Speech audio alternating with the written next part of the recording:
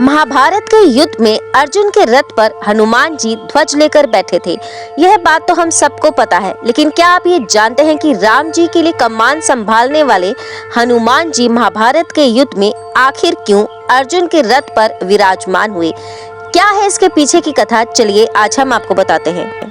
त्रेता युग से ही राम जी का नाम लेकर हनुमान जी चिरंजीवी रहे और ऐसे में एक दिन रामेश्वरम के पास उनकी भेंट अर्जुन से हो गई। अर्जुन को अपने धनुर्धारी होने पर बड़ा घमंड था।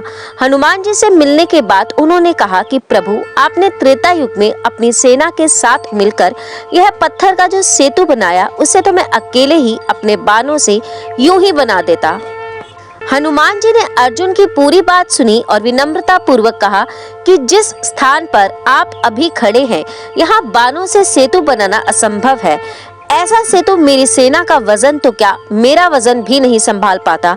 इस पर अर्जुन ने हनुमान जी को चुनौती दी कि अगर उन्होंने बाणों से ऐसा सेतु बना दिया जिस पर हनुमान जी 3 कदम चल पाए तो हनुमान जी को अग्नि में प्रवेश करना होगा, और अगर हनुमान जी के चलने से पुल टूट गया तो फिर अर्जुन अग्नि में प्रवेश कर जाएंगे।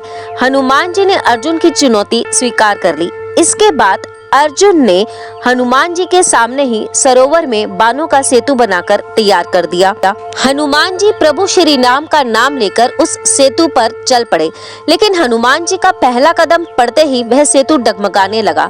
दूसरे कदम में उस सेतु के टूटने की आवाजें आने लगी और तीसरे कदम पर उस सरोवर में पानी रक्त जैसा लाल हो गया। लेकिन अर्जुन के कहे अनुसार हनुमान जी सेतु पर 3 कदम चल चुके थे और अब उन्हें अग्नि में प्रवेश करना पड़ा। जैसे ही वे अग्नि में प्रवेश करने वाले थे, वैसे ही वहां पर श्री कृष्ण अवतरित हुए। उन्होंने हनुमान जी को रोका और उन्हें समझाया कि दरअसल ये सेतु तो पहले कदम में ही टूट जाता, लेकिन मैं कछुए का रूप लेकर इस सेतु के नीचे लेटा हुआ था।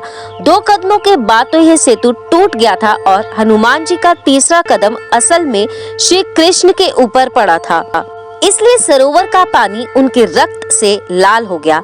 यह जानकर हनुमान जी को बहुत ही ग्लानि महसूस हुई और उन्होंने क्षमा मांगते हुए उनसे अपने पाप का प्रायश्चित करने का उपाय पूछा। अर्जुन भी यह सब जानकर निराश हो गए और दोनों ने भगवान से क्षमा मांगी। तब श्री कृष्ण ने दोनों को समझाया कि यह जो भी हुआ उनकी इच्छा से ही हुआ है। ऐसे में मेरी यही इच्छा है कि आप कुरुक्षेत्र के युद्ध में हमारी सहायता करें।